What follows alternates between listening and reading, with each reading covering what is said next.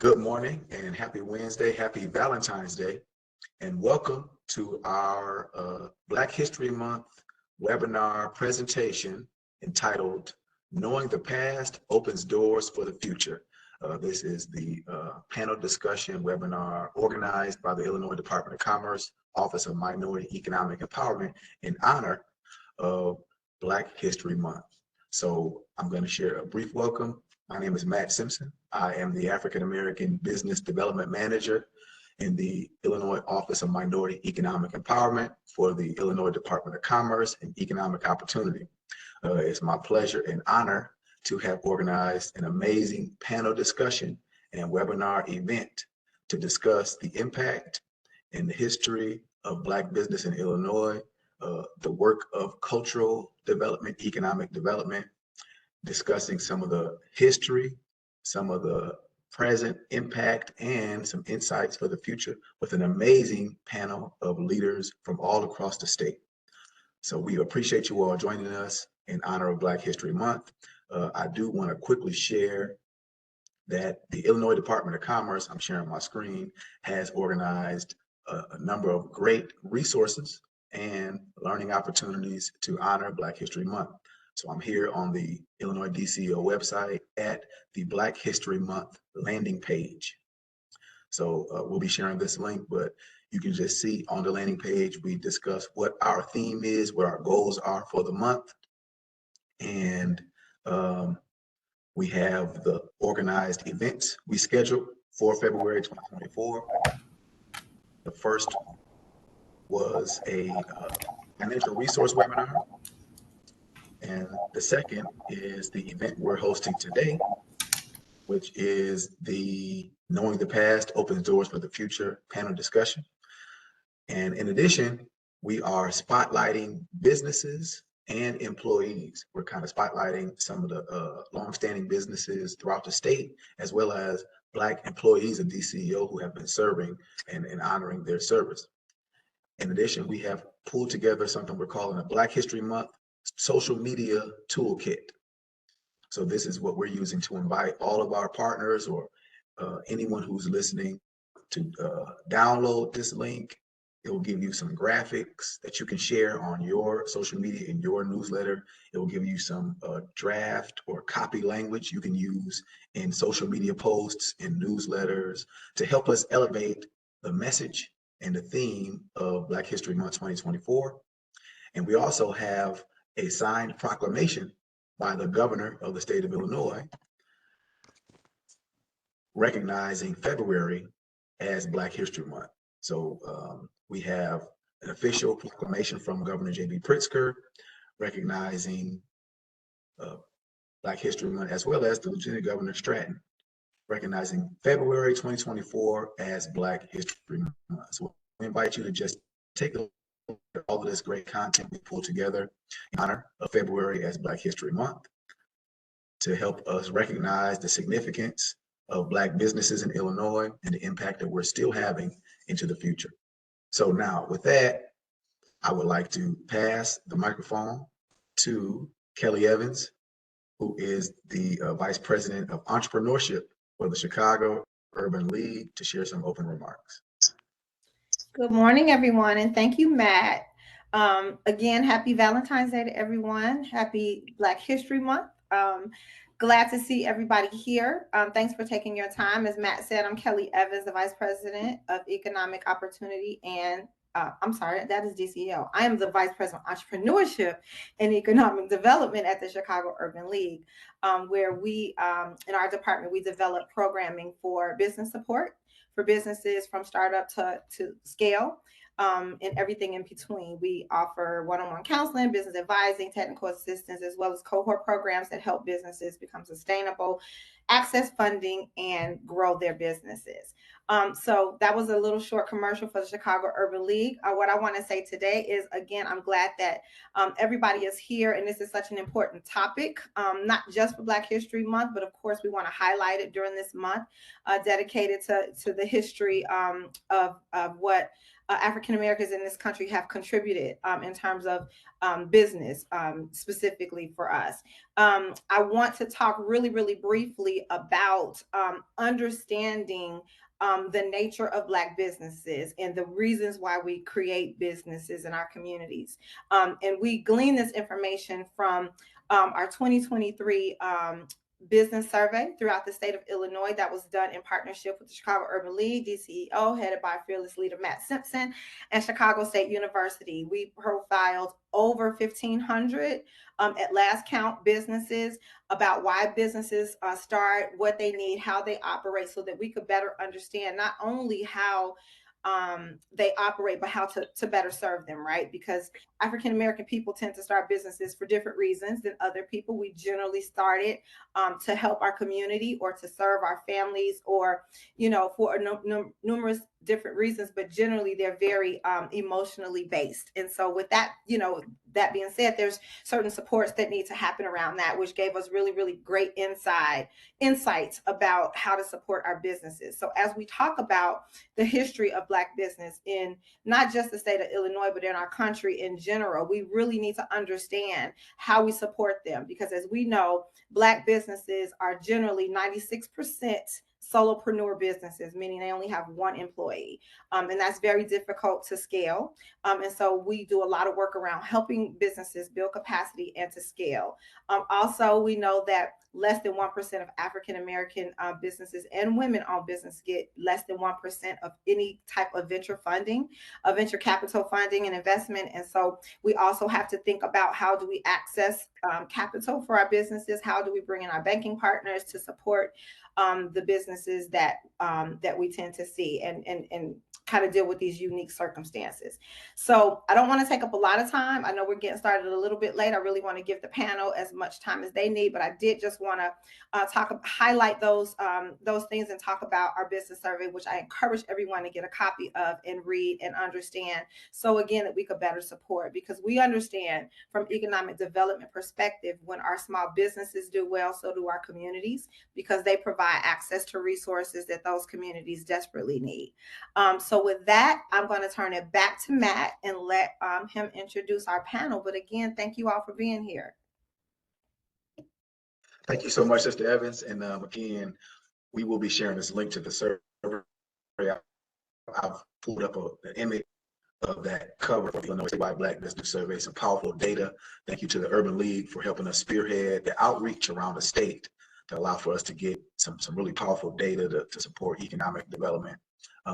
Now, I would like to pass the microphone to our esteemed leader here in the Office of Minority Economic Empowerment, Ms. Rebecca Estrada.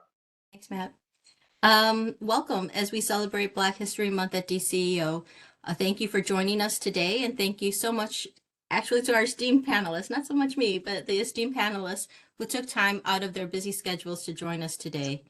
On behalf of the Office of Minority Economic Empowerment, or OMI, it is my pleasure to be here with you today.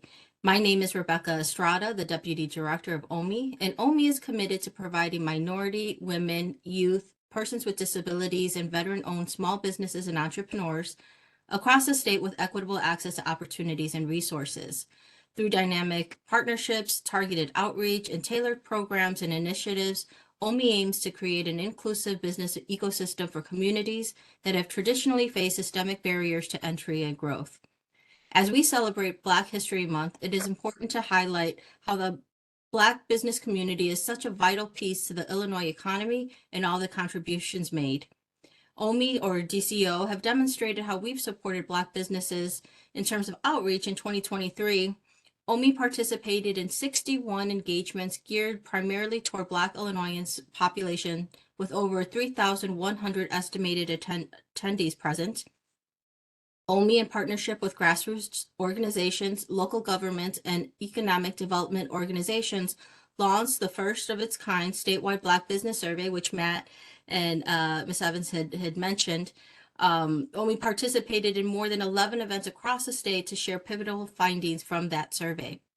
Through BIG and B2B programs, we provided 2,500 awards to Black businesses totaling $45 million, secured $11 million for Black business owned businesses through Apex Accelerator Assistance, and over 3,600 Black businesses received training and advice and support, accessing $7.1 million in capital through the Illinois SBDC network. While impressive, we know that there's still so much work to be done. So I will send it back to Matt and all of the panelists to talk more about the organizations and the impact that they've had, and just, share, your stories with us. Thank you again for joining us in this important conversation. Matt? Thank you so much, Rebecca. So we've had our welcome. We've had open remarks from Kelly Evans from the Chicago Urban League and our Deputy Director, Rebecca Estrada. And now it's time for us to dig into the panel discussion today. The theme being knowing the past opens doors for the future. And what we've done today is we've convened leaders in the business development, cultural development, and economic development space from all over Illinois, who have been working in their community to lift up Black businesses and Black citizens. And we just want to have some discussion about the very significant presence of our, in organizations, the significance of businesses, and sharing insights for the future. As we know the past, we will open doors for the future. First thing we'll do is allow for each of our panelists to introduce themselves. So I will allow for each panelist to introduce themselves. I just want you to speak on who you are, the name of your organization, how long you've been doing the work, where you're located, and what is your organization's focus. And we will start with our dear sister, Crystal Young. Good morning, everyone. Can you hear me? My name is Crystal Young. I reside in rural Illinois. I'd like to point that out. First of all, we have a different set of unique challenges, which I will talk about. But I represent Impact Global, CEO and founder. We are a nonprofit that helps individuals better themselves, basically just kind of pull them up by the bootstraps and to help them identify their, not only in business, but individuals as well, help them to identify the resources that are there and available and necessary to run a successful business. I also have a for-profit business, which is a Sustainable Custom Solutions. We provide a number of supplies to like for business essentials, and we are certified female-owned, DBE, woman-owned in the state of Illinois as well. And so kind of a serial entrepreneur, and I enjoy doing business for myself to help not only others, but to help, I work as a consultant in helping other folks just kind of get connected. Worked on a project a few years ago as a contractor to help get certified with the state as well. So my goal, just a personal goal in being in business, is to help those identify what's available. I mean, the resources are there. It does take work. We all know that. I think that we could all agree it takes some effort on our part, but it can be done. And we just try to encourage that from a rural perspective in Illinois. So glad to be here on the panel. Excited to hear and learn what I can on today. And thank you, Matt Simpson, for the invitation and to share what I can. I mean, I'm still a work in progress ourselves, but we are here. Thank you. Now, you're doing great work out there in Quincy, Illinois. I just, we need to shout that out. You're right on the Mississippi River in Quincy. And, I first connected with you, Crystal, through your work as a for-profit, but then organizing your nonprofit efforts to help individuals develop skills. And then you started to collect some history around Quincy and Black citizens in Quincy as well. So thank you so much for your presence here today. Thank you, Matt. Glad to be here. For sure. We'll take it down to Southern Illinois, our brother Don Patton.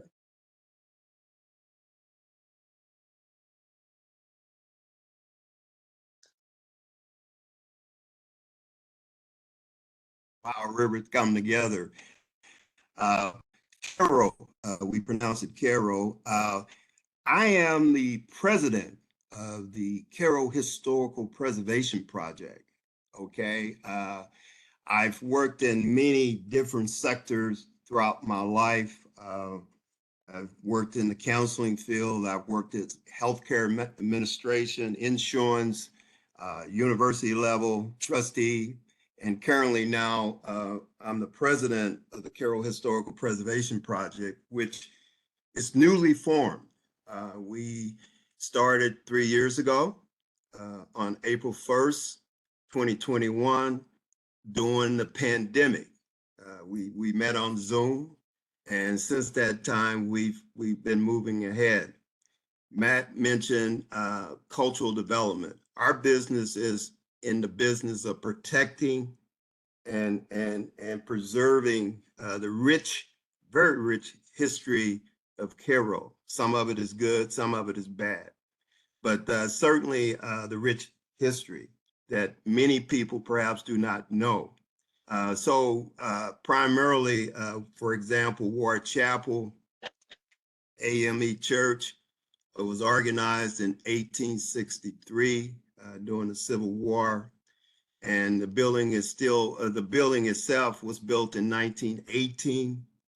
We're trying to repurpose it for community space and also social justice interactive center museum. Recently, we received an award from the National Trust Foundation. They had over 700 applications, and they awarded 31 applications, and our particular organization received a planning grant, and so that we can develop, continue to restore and repurpose the church. Also, many people do not know this, but certainly Carroll was part of the Underground Railroad.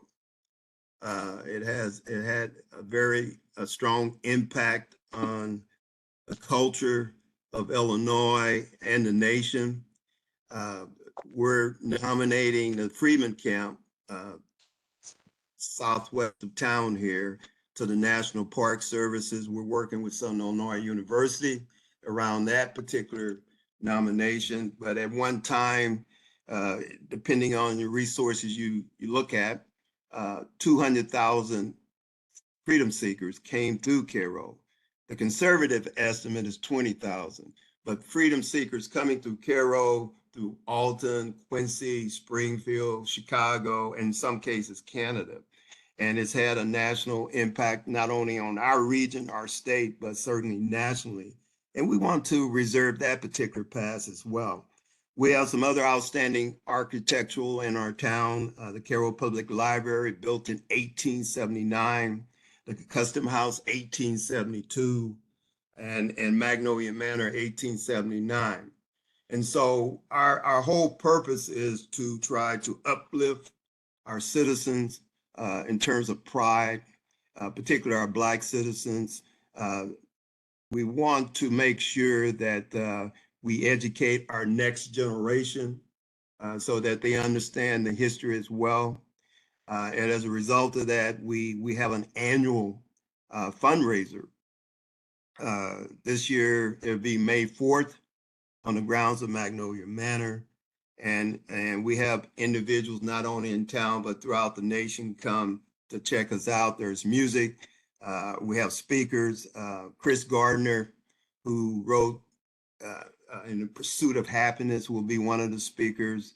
There will be band, there's food, all to preserve the funds that we raise will assist us in preserving the history of Carroll. And I'm really pleased that DCEO is doing this, because Black History Month is an opportunity to reflect on our culture. It certainly is an opportunity to honor our achievements, look in terms of how far we've come, and certainly pave the way for the next generation. And it's a focus opportunity. You know, Black history is made every day, but to choose a particular month gives it focus. And I appreciate the opportunity to be a part of the panel. Thank you. Brother Pat, thank you so much, man. First part of your presentation was a little cut off, but you mentioned that you're down at the very south of the state where the Ohio and the Mississippi rivers meet. Am I right about that? Exactly. Yeah. We're Okay. 380 miles from downtown Michigan Avenue. Yeah. About 280 from Right. Quincy. 280 from Quincy. I spent some time in Quincy as well. I'm just gonna interject while Mr. Patton, can you and I connect? I can leave you my information because you're right. You mentioned we're on that river as well. I did not mention that we have a museum that we're Sure. trying to expand upon. We've been given the opportunity and invited to come into this museum that's already existing and to build upon the African American history. So I would Be love to happy connect to. with you. I can leave Be my happy. information. Okay. Sure. So again, that's a big part of why we connect in this way, because a lot of the solutions that we're looking for are right next to us, are right underneath our nose if we just link up and connect with each other. So we're going to get into a lot of that on this panel, but thank you, Don. I want to go down to my big brother up in Rockford, Illinois, Duntai Mathews. Please talk about some of the work you're doing with your business development organization, Think Big. Good morning, everybody. Good morning. My name is Duntai Mathews. I'm the co-founder of an organization called Think Big. We are located here in Rockford, Illinois. We are a non-for-profit that started in 2018, and our purpose and mission was to start working with entrepreneurs on 3 levels: start, sustain, and grow. We have several programs that support our mission, and one of them is School of Business, Think Big School of Business, that operates on a 4-week, 3-hour basis. Once you go through that program, you get coaching. You finish the programming activity book, then you get coaching, you get a graduation, then we coach you one-on-one to get you prepared or get you sustained or get you scaled up to the next level. Right now, we are currently working on a location that the city of Rockford supported us. We are building a $2 million accelerator center here in Rockford, Illinois, that will support women-owned and minority-owned businesses with co-working space, vendor space, different programming to get you to the next level. So that's who I am, and I'm glad to be here. Thanks, Matt, for having me here. Glad to be part of this esteemed a bunch of people that you have here. Thanks, Matt. Thank you, brother, and we love that pain you got over your left shoulder there too, man. Oh. Talk a little bit about that, man. What's that? I'm sorry. You cut Just off. talk a little bit about that, man. Oh, this painting signifies who I am. You got 2 of my powerful leaders from different perspectives, but both had the same goal. And that's kind of how I operate my own lifestyle and my own businesses, by these 2 brothers. They are so impactful in my life and the history of our people. I use them as a guidance in my own life. So, Hey, appreciate that, brother. So last but not least, we're gonna go up to the west side of Chicago. Our dear brother Malcolm Crawford in the Austin African American Business Networking Association.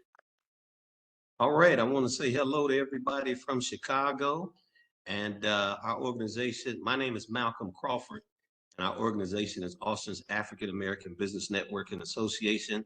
And yes, Matt, we're located on the mighty west side of Chicago. And where we say, if we can have Greektown, Chinatown, Boys Town, Little Italy, Ukrainian, Germantown City. Those City is a 1-mile stretch of land that we are assembling on Chicago Avenue, where I am glad to say that our membership owns 65% of the properties along Chicago Avenue, which right now we're opening up TNC Fitness, a Black-owned fitness store that'll outshine any one of the fitness places that are out right now. We have the Roasted Leaf Smoke Shop, a husband and wife that's doing coffee and a smoke shop. We have the first Black-owned grocery store to come to Austin, Black-owned female Liz Abinaw is doing 40 acres fresh food market on Chicago Avenue. Just Spill the Beans Coffee House just opened, a Black-owned coffee shop on Chicago Avenue. And that's just a few. Royals Chicken, Mr. Gus Riquette, who owns Uncle Remus, but now owns, he went back to his original brand. And he told me when he turned 90 years old that he wasn't leaving this earth until he opened up a store in Soul City. And on his 97th birthday, we opened up Royals Chicken on Chicago Avenue. And so we're excited. 31 million in streetscape is happening right now along Chicago Avenue. So if you come down Chicago Avenue at Austin on the west side, you'll see the streetscape, new light poles, new cultural identifiers, all of that stuff. And then as well, we finally getting an arch, just like if you go to the Ukrainian village or you go to those different places where you have a cultural identifier as an arch, we will have the Soul City Gateway. And so that's coming up as well. And so it took us 20 years to be an overnight success. But now we're here and we're going to keep pushing, opening up new businesses. And we look at it like this. You have 9.9 million Africans in Nigeria, and there's a Chinatown.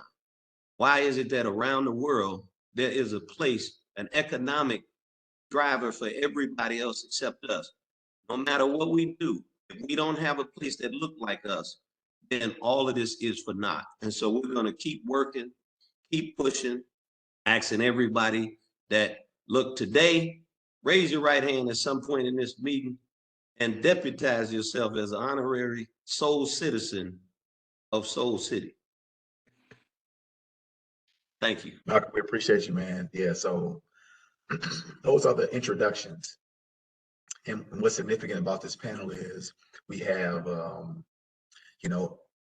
economic development taking place in Soul City, Austin, Chicago. We have business development, entrepreneurship support, business development taking place in Rockford, Illinois. We have personal social development taking place in Quincy, Illinois. We have cultural development taking place in Cairo, Illinois. All of this is centered around the unique perspective, identity, challenges, and opportunities of Black people, which is powerful, which is beautiful. So we're still talking about, this is still that introductory aspect, but I do just want to hear from each one of you in your, role as a leader, community development, economic, business, cultural development.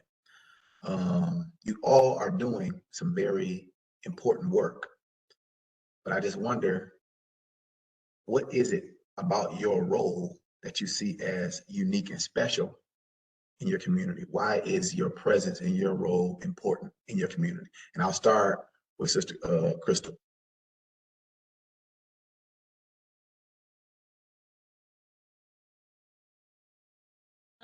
Thank you again, Matt. I would say my what drives me is the fact that if I don't do it, who will? We all can sit around and we can want and desire and complain, but what about putting our sources, our strength, our energy together? Because this is our time. I mean, if you're here and sitting in the room and listening in, nobody else is going to come save us.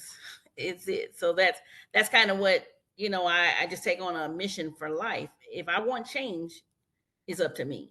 So like I said, I'm not from the rural area, which is a unique thing. So my perspective on everything is different anyway. I happen to be here, so I'm growing where I'm planted, and it's to encourage others, it's to inspire and let them know, because it's such a we hear messages every day, all day long, what we can't do, and what place we should be playing, but it's an equal opportunity world, and we have to take full advantage. Like you said, was mentioned about the photo, we are standing on the shoulders of giants. That's not just a cliche statement. We're definitely here for a time and a purpose. And with that, we have to do what we can with all that we have. And it is about helping others, building your tribe, building a team, building those around you. That's what's gonna, we can't go at anything alone. So just like you're pulling us together, and like I said, I so appreciate you because, thinking of us way down here in Quincy, because I'm always trying to reach out and connect. It's kind of they have a little saying that the state line stops at Springfield. No, we're over here in Western Illinois, and it's a whole region of us out here. We're separated, we're in little towns, but there are some folks that are, they're doing their thing. And so why not lend that help? Why not? So we're just, like I said, thrilled to be a part of what DCEO is doing. And that's my purpose for being here, because I believe that together, not alone, together, we can make a change, we can make a difference. And, like I said, the value knowledge on the line, that's here at the webinar today, the value that's here. And we would really be surprised who has a piece of knowledge that could help turn life around. It doesn't take much. It's just, it's little things. And if we can kind of, as a people, as business owners, as whatever we members of DCEO, if we could learn just some small tips and how to grow and how to move forward and make progress together. So that's my spiel in a nutshell, but I have plenty more. No, that's beautiful, Crystal. I think, your purpose and your presence is felt, that posture towards self-determination, that's the value that you can bring to your community. I want to go now to Don. What do you think is the unique value of your organization and the work you're doing in your community? Well, I agree with everything Ms. Crystal have stated, but I would also add as well, I'm a very purpose-driven person. In order to bring about change, you have to have a purpose. You have to be intentional about it each and every day. So when I get up every day, I'll look at what I'm trying to accomplish within the cultural development part of my life. And that's the, preserving and protecting the history of Cairo. And the other part is changing the narrative. There's a narrative about Cairo, there's a narrative about being in rural America. And you have to educate individuals that there are people there. There are people with dreams. There are people who want to be productive. There are people there who want their lives to change. And so a lot of my day is spent establishing wide bridges, meaning talking to any and everyone who may be interested in Cairo and its development. So I talk with local citizens, talk Southern Illinois University, University of Illinois, DCEO, you name it. Recently I was on a 21st Century with NPR and Southern Illinois University around the Freeman camp.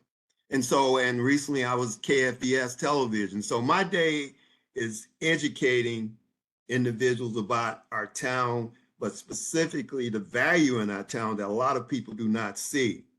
And so it can make for a long day, but it's a purposeful day. And so that's what I strive for, because in order, as Crystal indicated, we all can complain. But what are you doing to change it? And I'm doing my part. The organization is doing its part to make not only the town better, but I see it mushrooms. It makes the state, the region better. And also at some point, perhaps we can be a showcase in terms of how things have turned around in rural America, in Cairo, Illinois. No, that's powerful, brother. It's building wide bridges and educating. And, it makes for a long day, but, just so you know, we are here together. Yeah. I appreciate you being here, brother. Thank you so much. So I want to go down to Duntai. We're doing around business development. We're still on that introductory question. What do you think is your unique contribution, your special role in your community? Well, first of all, our community, our organization was built on breaking barriers. I've been an entrepreneur in the city for 20 years, owning a manufacturing company. I also co-own a Stellar Award-winning radio station, vice president. And so I own multiple businesses. So I understand the process of start, sustain, and grow. So why not start an organization coming from co-founders who are entrepreneurs?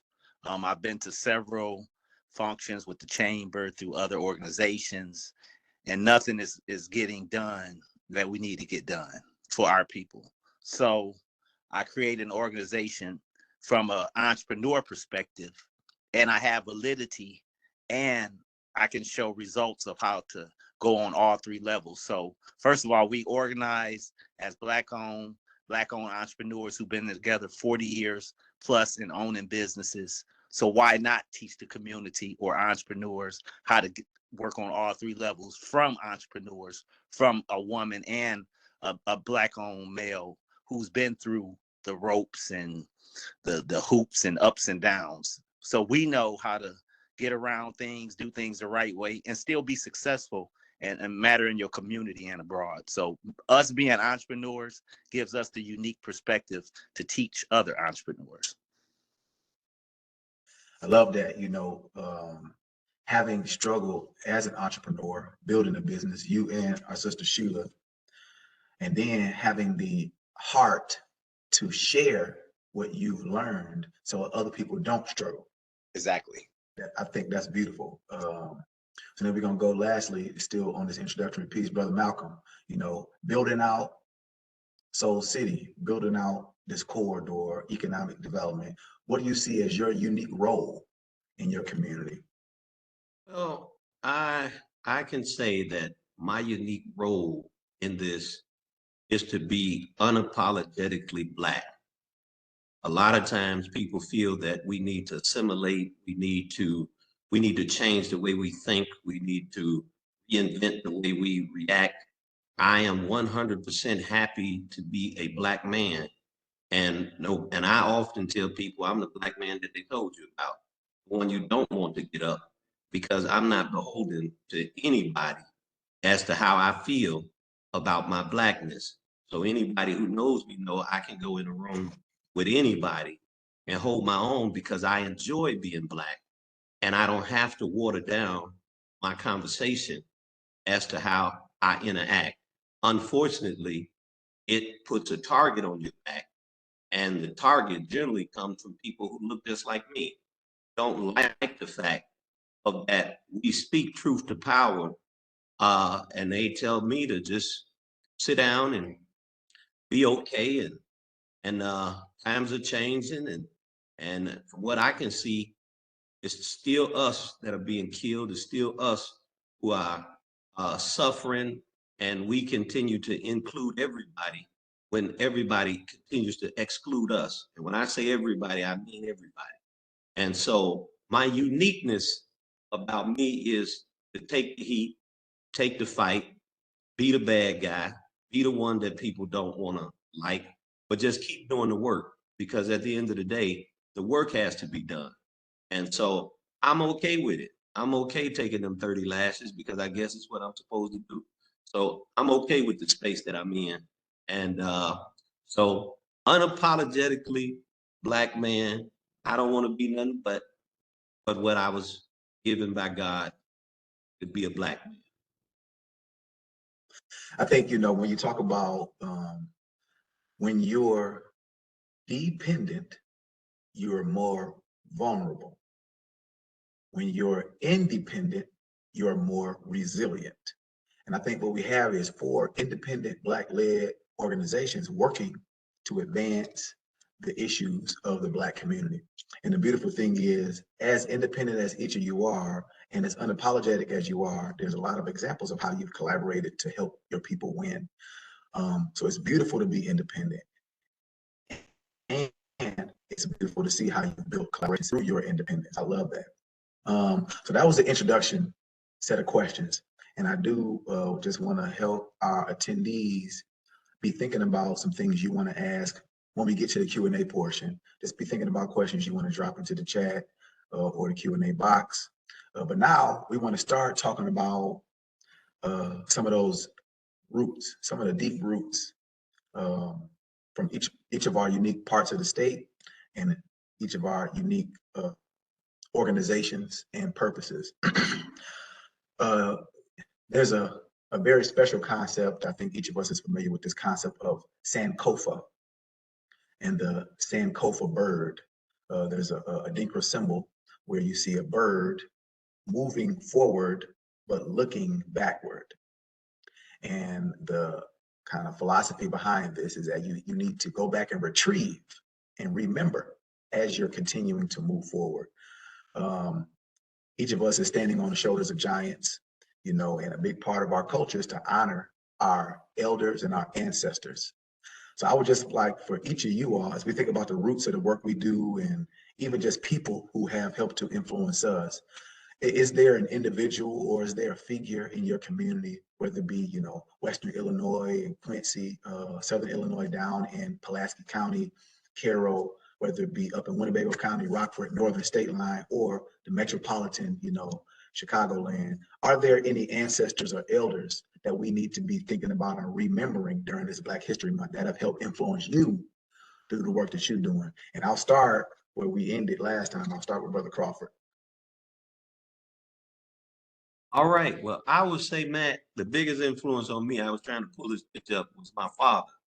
And my father, who they call Big John in the 60s, or when you talk about the West Side Organization, that's my dad. And when you see Dr. King and you see the guy standing behind him in Chicago with the glasses on, the big guy, that was my father, Big John.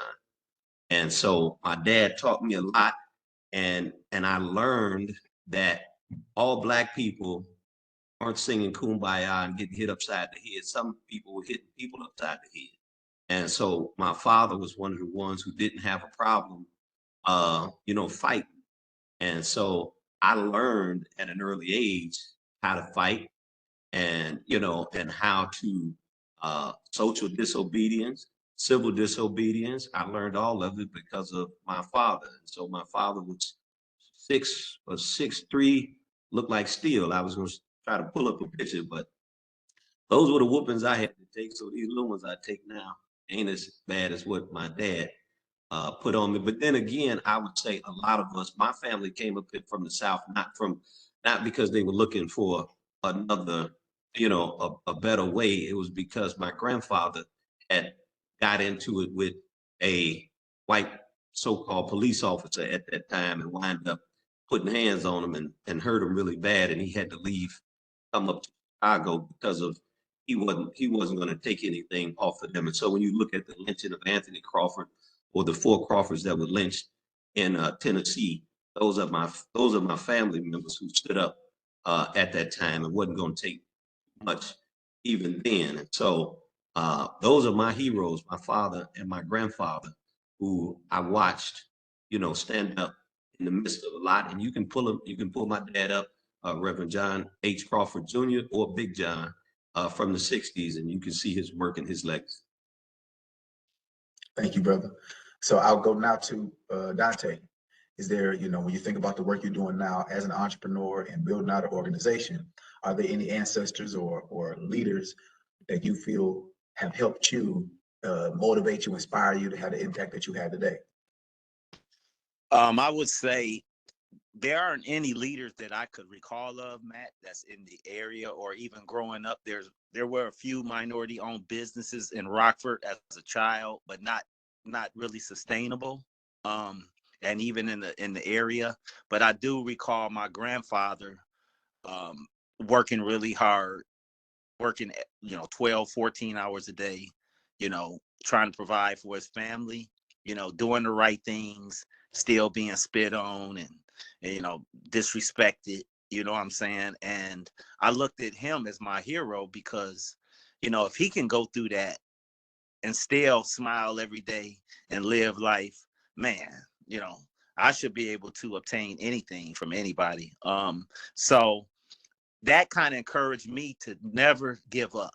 I have that mentality from him to keep going no matter what the road is in front of me. And being Black owned as an entrepreneur, in any city is very tough as far as resources, collaboration, getting to the right people is very challenging because, they make us jump through hoops more than once to get to where we need to go. So my grandfather kind of influenced my life. And I only remember, being around my grandfather until I was 11 years old when he passed away. But I do remember those childhood years of his hard work, his effort, his leadership, and it encouraged me to be the person who I am today. So. Thank you, brother. And we'll go to Don Patton. Any leaders or ancestors who you feel have done a lot to influence the work you're doing today? Yeah, so preservation work can be challenging because you're dabbling into history. So each day I invoke my ancestors, and just for the record, I knew my great grandmother. She passed at age 93. I was in the 8th grade, a day after Christmas. She was born 6 years after slavery. And I would talk with her every day about the adversity that she came through. And I just happened, I've done my research on my family. So that she was on my mother's side, and then on my father's side, Dora Patton, who was born during slavery. So I know that. And so I think about the adversity that they came through. But moving forward, my dad went to work every day. He was a foreman of a housing authority here in Cairo. And I just saw him provide for his three boys. He worked hard, he sweat, he made ends meet for us. He sent us to college. And I just respect the man so much. He passed 10 years ago. So I think about him often. And then finally, every morning I get up, my wife and I, we're taking care of her 103-year-old mother. She'll be 104 in July. We live with her. We've been living with her since over a year now. And she was the first Black librarian in segregated Cairo in 1948. They moved her to the main library in 1965. She's 103. And my wife and I give all the respect and love to my wife. She takes care of each and every day.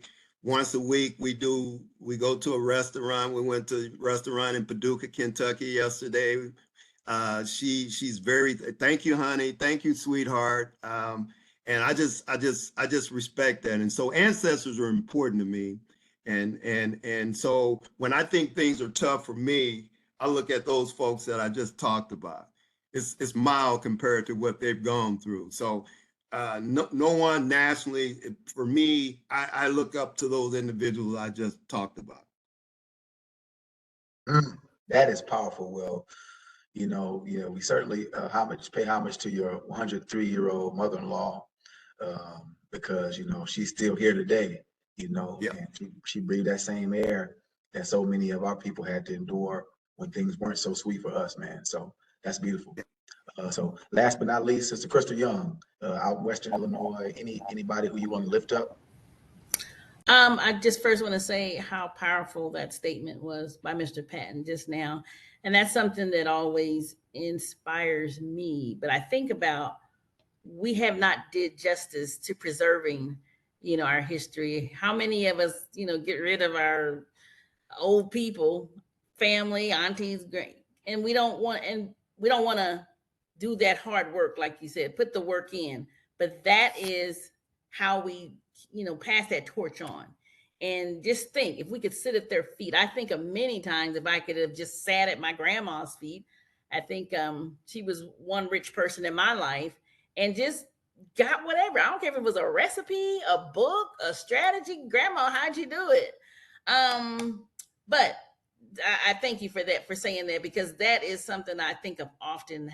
How many times do we just let time slip away?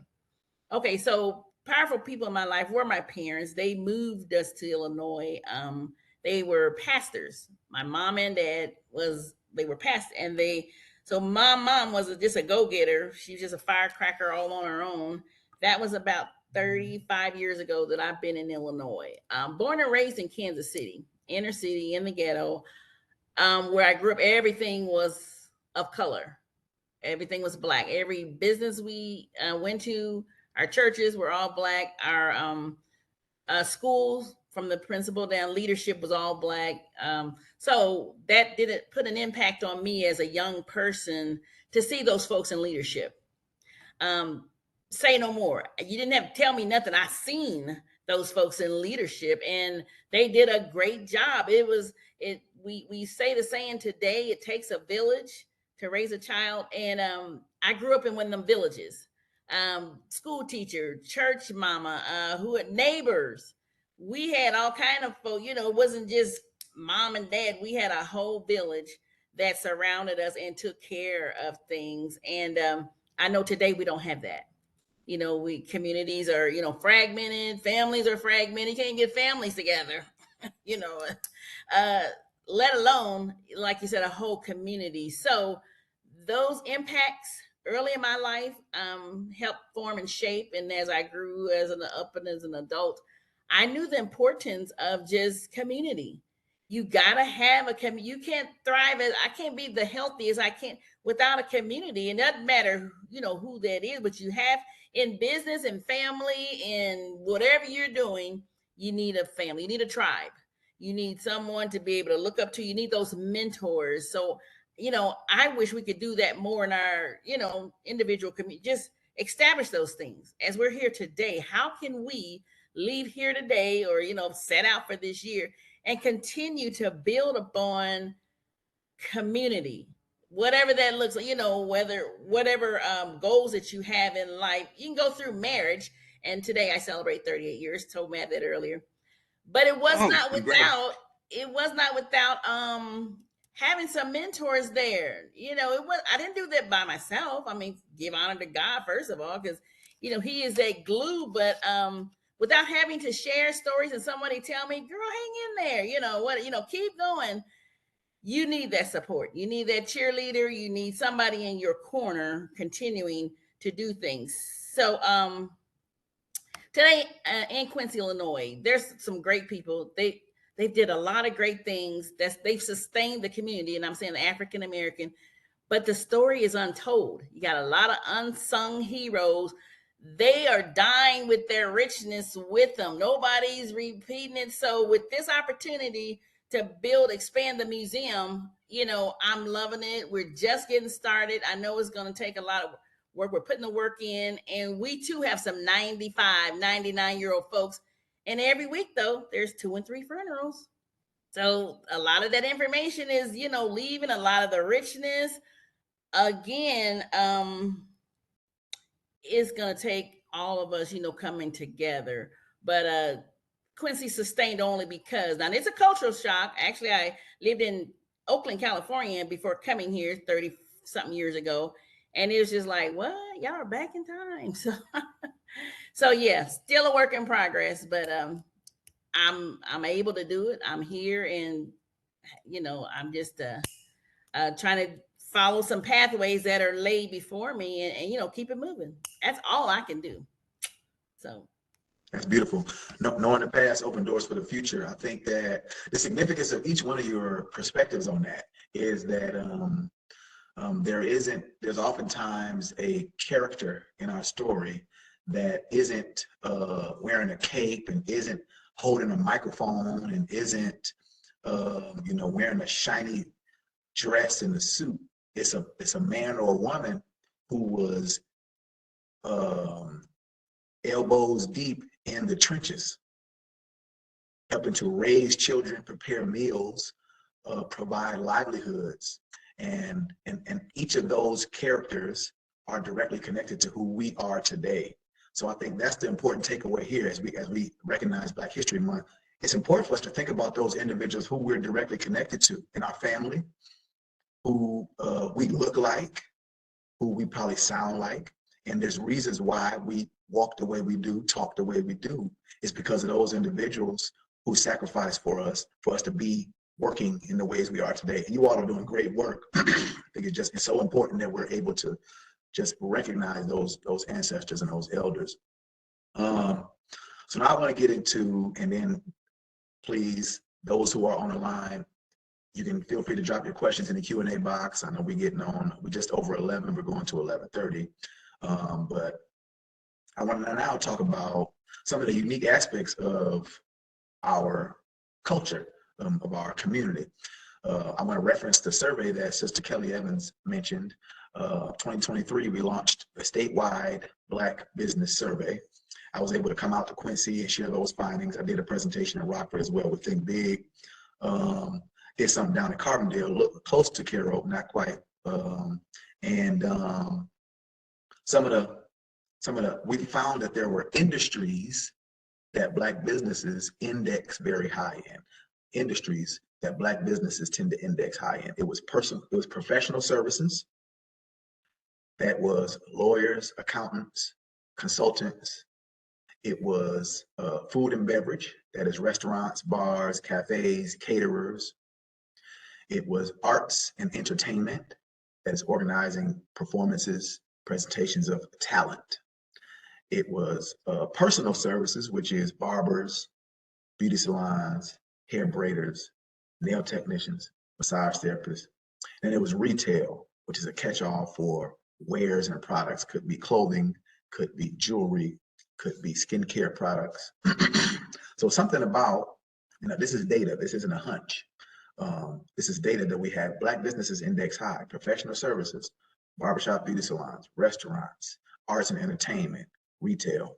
So I would just ask the panel, what do you think it is about our people, in our culture that has us working to provide services in these ways? What do you think it is that's unique about us? And that's open to the whole panel.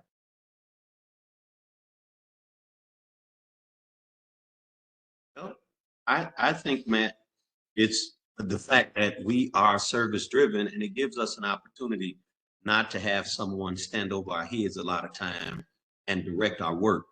And so I think a lot of times as a plumber or as an attorney or as somebody who has your own thought process, it tends to get muddled when you work for somebody else, when you're doing your best to fit in a box that can't contain you. So I think a lot of times, a lot of our people, like me, you start out thinking you're gonna do 30 years somewhere and get a watch. But, you just don't know how to sit down and be quiet long enough to make those 30 years. So you wind up being fired, and then you got to go home to your brand new wife and new baby and tell them that you don't have a job. So you learn how to work on your own, learn how to work yourself. And, and you find that there's a lot of us that are the same in the service industry, that we couldn't be contained. So now we found our niche in business, and we do it. Krista, you had something to add? Yes, I was just gonna, give my little take, but I definitely agree with what's been said, because a lot of times we didn't have choices, and then I'm thinking of the cultural aspect of business. So if I need to do my hair, nails, what have you, I'm gonna look for somebody that knows something about my hair or whatever, like I said, because where I grew up, it was just everything around us was of one color. My dad would go to the neighbor best friend. He had a car shop in his backyard. And I used to think, how did he learn how to build cars? However, he learned how to fix them. It was very accessible. It was in the neighborhood. He wasn't driving 20 minutes to go get, out. So it was neighborhood stuff for me that worked. The stores owned by, Black folks. So I think from a cultural aspect, it was accessible, and it was, it made sense. So, yeah, we started those businesses. And, you mentioned the point about a job. Yeah, that's it. Today I look back and it's like more risky to be at a job, risque, than do it yourself, because like you said, there was no guarantees or anything. But, I'm talking about, I'm a 60s product. So yeah, we were doing, folks were learning how to do their own stuff, especially my dad's from Mississippi. So they came up from the South. But I knew that they were more hands-on. It was more ownership back then. Today I see less. Maybe it's where I sit at, but it's less business ownership. So our people aren't really learning, yes, you can. They are just taking the, the, what is it, the okie doke, the, instead of just being that independent person. We talk about college and now we talk about sending our kids to college. Kids grow up. Yes, we need that. Education is important, but sometimes they get lost up in all that college stuff. You end up, you're trying to get a job when you get out, and it's just like repetitive and then, but why don't we have a school for just leadership and learning how to be a good, bring it back to 60s. I don't know the answer, but I do know some of the reasons why we're here today. That's beautiful. I think you hit on some powerful points. Don, did you want to add in? Yeah, I agree with both speakers. I think, this is where you bring up the topic. I think history matters, because it's certainly is complex interplay of history, social and cultural factors. In other words, from our freedom seeker ancestors to Reconstruction, to Jim Crow, to segregation and integration, to where we are now, and it brings into the next part of this. It's the next generation. How can we train our younger people to be self-determined, to go into business for yourself, do the kinds of things that we used to see my grandfather, my grandparents do. I think, we need to continue to tell that story. And that's where history comes into play, because I think of Carroll, for example, William T. Scott. He was an entrepreneur in 1872 here. He published the first African-American daily newspaper called the Carroll Gazette in America. He was a barber. He was an entrepreneur. He had bars. He was the first Black candidate to run for president in America, 1904.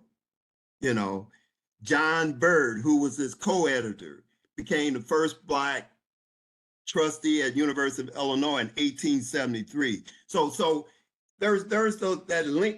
We have to train and educate our next generation so they understand that, yes, we can, as Crystal indicated, yes, we can do these things, let's make these big changes in the business arena. Let's go out on our own and take these chances. You have to have imagination. So yeah, I agree. Dante, man, you want to tap in here? Man, everybody said it all, man. I agree with everything everybody said. I think our culture dictate our decisions too. A lot of times things have pivoted. It's always been that way. African Americans are role models in the clothing. You got white folks wear our clothes. Music, you got white folks listen to our music. I can go on and on and on. So we've set a standard in a lot of ways, and I think a lot of African American brothers and sisters have realized, well, we got everybody listening to us in all kind of forms, so why not create our own entity? You know what I mean? That's going to bring everybody to the table, because we already have our people, and our people sometimes isn't the one bringing us the revenue we need. So we understand that in the art world that we lead in music, we lead in clothing, we lead in style. They won't say that, but that's how the reality of it. That's basically what I got to say about that. I think each of you hit on it. Sometimes it's out of necessity. There are people who will serve me. Sometimes it's out of that spirit of self-determination. Sometimes it's seeing opportunity. People are following my lead. How do I build an economic opportunity around this? And then what I see is that each of us here today are models for exactly what we're talking about all across the state. You all are doing world-class work. lifting up the culture, being models for entrepreneurship, helping make connections and solve problems. And now I just wanted to make sure we got on this platform today for Black History Month to shine a light on the great work that each of you is doing. Now we got 15 minutes left. Again, I want to make sure that we have room for questions. Anybody, please feel free to drop a question in the chat. I see we got some great commentary, but please feel free to drop questions in the chat. We got leaders from all across Illinois that can answer questions. Now I want to pivot into the insights. And we talked about the history of your organizations, some of the roots of our people and our business and our culture.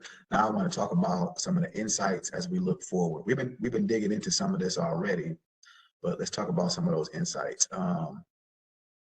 Let me see. Considering our priorities, you know, the things we're faced with in terms of economic challenges, educational challenges, family issues, you know, and then the work that you all are doing, cultural development, economic, business development, social development, you know, where should our priorities be looking to the future? You know, knowing the past opens doors for the future. You know, where should our priorities be as we continue to do this world-class work that each of you all are doing? You know, where should we be thinking and looking as we make things better for our people? I'll start with you, Duntai. Well, I think we should be looking in the households with family, starting there. I think if you build a strong family and have good support, family support, then you can pursue your goals, man. I think a lot of times that we do things, and sometimes your family actually goes against the grain and makes things difficult. So my thing is starting with the home, build a mentality for that person to understand what you're about to get into from an entrepreneur perspective. Because I think we need to create more businesses that looks like us and not have 3% of 4% of whatever that is represent Rockford in minority-owned businesses. I think we need to start with their mentality at home, get them a structure so they can understand that when they do go out there and offer a service or product, that they can be sustainable. And then what that's going to do is open up the doors for other businesses, other families, and other opportunities. So my goal is to work with the person individually, make sure that they have a mental and physical strong stability, and then focus on whatever it needs to achieve to go to that entrepreneurship, that journey that you're about to jump into. And once you get some of those things, a foundation built on homes, on your family and your personal life, then you can go into business and understand the structure that you need to sustain, because we need sustainable businesses so that we can continue to build generational wealth, so we can all start exchanging our own dollars within each other and have our own Black community to serve each other and not count on others to feed us and to give us grants or to give us this and handouts. You know, if we become self-contained on the mental perspective, I think that's what some of the things that we need to do, in my opinion. That's good. You mentioned in speaking, you know, from the entrepreneurship piece, connecting with individuals and helping them see themselves and their family as a vehicle for business development. That's really good. Yeah. So I'll go to Don next. Yeah, with respect to the Carroll Historical Preservation Project, one of our objectives is sustainability in terms of the next generation, because we believe it's very powerful to grow your own and continue to educate them about our history, the preservation of what we're doing. And so in any event that we have, we always invite people that younger than me, and I'm in my 70s. So, but for sure, we always tap the high schools. We go to the Beta Club. We have them on the program. We're teaching them the history. We let them present. We let them be tour guides. You know, and that's part of our business, tourism and education. And so we want them at some point to take over what we're doing. If not to take it over, at least be involved at some point, that they know the history of Carroll and what we're trying to accomplish. And so sustainability and entrepreneurship is very important. And yeah, starting within the family is important as well. So all that's I consider very important ingredients to successful business. I love what you said, creating on-ramps for the youth to participate. And above and beyond just having them sit down and listen to you while you're talking, you're giving them a role and some responsibility in the uplifting of the culture and the history. I think that's a powerful way to make it more tangible, make it more real. You put the kids on a program, you let them be tour guides. So now they're invested and bought in to what you're building. I think that's very powerful, man. I'll go now to Sister Crystal.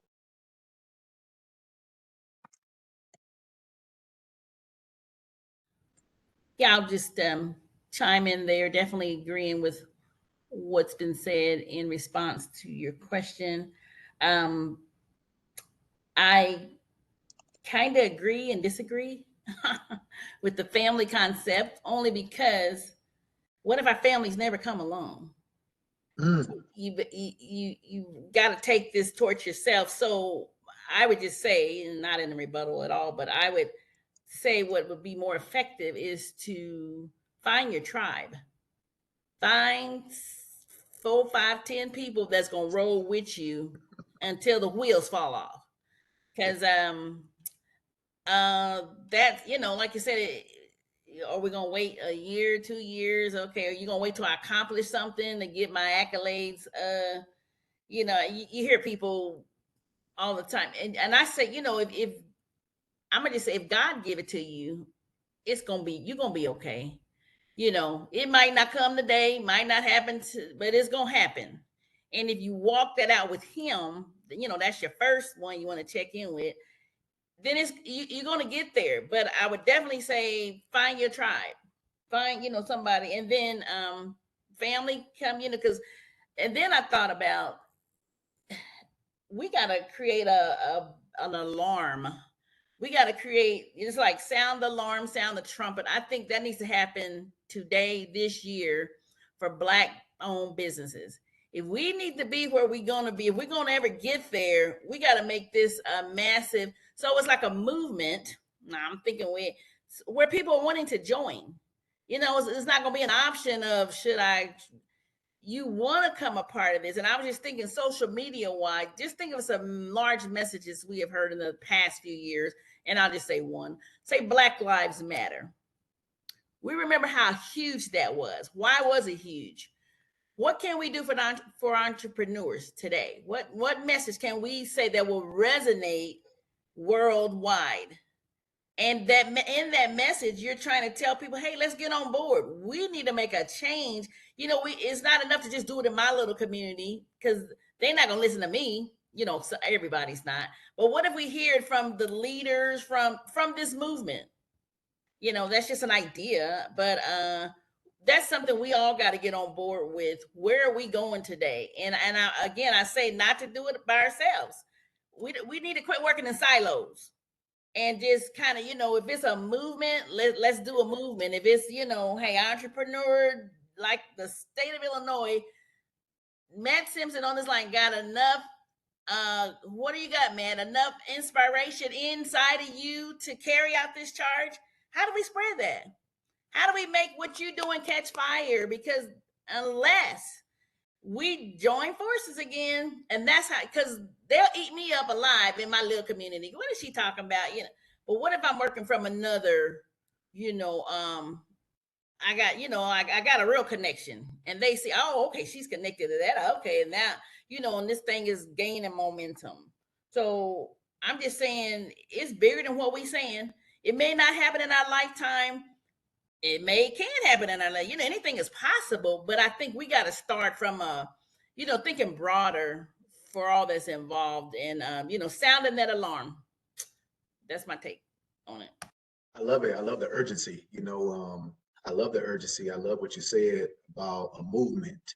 And I think we're planting the seeds of the movement right now. And the work you all are doing, you have to I always just want to reinforce and acknowledge each one of you, because you're not alone and you're really doing world-class work. That's why I'm honored to have you on this platform with the 50 people who have joined us today from all over the state of Illinois. I'm going to allow for Brother Crawford to tap in. Look, I'm so glad, Crystal, you said what you said, because I'm continuing to sound the alarm of why Soul City is so important. And if we create this model here in Chicago, we don't just need it in Chicago, we need it in Quincy. We need it in Florida. We need to be able to take 40 Acres Fresh Food Market, a Black-owned grocery store that's opening on Chicago Avenue, take the model and put it someplace else. We need to be able to take Spill the Beans coffee shop. We don't have to ask Starbucks to come into our community. If Black people would prefer sugar and black and in their coffee the way that they want it, we should be able to do that. And so what I'm saying, look at what everybody else is doing that we're not doing. Why is it that you have Chinatowns in Black countries? Why is it that you have Greek towns? Why is it that people understand that if you don't have a cultural driver or an economic driver where you use culture, then it doesn't work? So what we have to do, and our kids cannot be what they don't see. I continue to say that we have to start doing things and doing them Black. And so I'm sounding alarm and asking everybody, when you hear about Soul City or we put the call out and we're able to connect, let's get one before we get 10. Let's get one up and running and look at a model and say, there is a model that's being prepared in Chicago that we can use in Uganda. Because I've been talking to them. I mean, I've been talking to different places, but I want to get this model right in Chicago, and why we create an economic driver for Black people, not just for Chicago though, because we need it wherever Black people are at. And we should be able to just gravitate right into those businesses because we have a model. And so I just want to encourage you guys and encourage everybody, you know, that we have work to do, but we're doing good work. And Brother Matt, I want to thank you because, man, you got the spirit of a lion. Stay positive, and you got a lot of people. And watch the ones who saying they right there with you, man. Because they say they behind you watching. Does that mean all you get from behind is something in your back? But if they standing beside you, say they're gonna get out in front of you, then I think you got a good tribe. As Crystal said, you got a good tribe that's looking to push forward. So thank you very much. Man, Brother Crawford, thank you, man, for your time and your support over the years. Each one of you all have helped me in a lot of ways as I've been on this journey. And I do want to, we had a attendee, Aaron, drop something in the chat about how important it is. This may be something you're doing, but in case you're not, please record not only your family stories, but your own stories. It's such a value add. And I know that, Aaron, you did raise your hand. I do want to allow for you to share. So if you're still there, I'm going to unmute you real quick and allow for you to ask your question.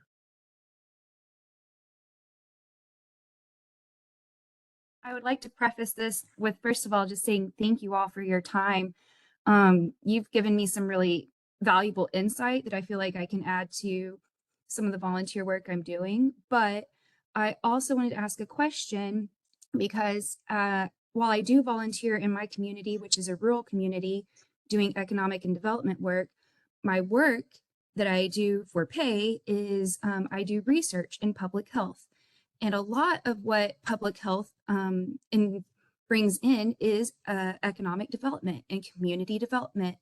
And one of the things that I ran into recently as an issue that I didn't have really any resources for, and I felt like I wasn't maybe the person to speak on it. And so I struggled, was that there was a community that was doing economic development work, and a business owner who was white was opening a business and was concerned though, because they're like, man, this kind of feels like gentrification because of the place in town where I'm opening it, but also like nothing else is really opening on this part of town. And I don't know of anybody else who wants the building. I don't know what to do. And I was like, man, that's, you know, listening to the conversations going around, I was like, I'm glad that they're observant and that they realize it, but also not really knowing what to do with that issue. And it's like, well, there's no other businesses really. This town is struggling with businesses. It's great that this business is opening, but how do you, I guess, dance that, what to me can be a fine line of doing something like opening a business that is helpful for the town, but doing it in a respectful way, doing it also in a way that hopefully doesn't bring trauma or inflict harm in other business owners that might be somewhat close by. So if there's any sort of resources that could be shared on that, I would really love to have those resources so I could read and understand better like what to do in those scenarios. Or if anybody has like a life example that is good or bad that I could take with me and know like this is something that I could do to give information on, or positive like story, or even a negative story, so that it's like, oh, I should, we should definitely not do that, so I appreciate all of you, and I would love any insight that you have to share. That would be great. Thank you so much, Aaron. Aaron, where are you from? Well, originally I'm from Texas, but now I live in Macomb, Illinois. Oh, Macomb. Okay. Yeah. So that's going towards Quincy. Am I right, Crystal? Yeah, it depends which direction you're coming from. If you're coming from Chicago, yeah, you would kind of pass through Macomb on your way to Quincy if you're on the train, for sure. Okay. Well, thank you so much, Aaron. Thank you. So great question. This is a great way for us to kind of help wrap a bow around this. Young lady is working in the Macomb rural community down there where Western Illinois is. Has a white business owner who's opening a business in a part of town that is maybe more majority minority, and is kind of thinking through how to consider whether or not this is gentrification or if it's filling a gap in the services and the products being offered. What would these experts on the panel say about that?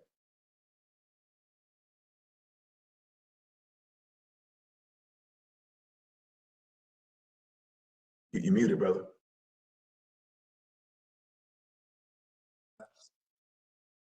Could you repeat the question, Matt?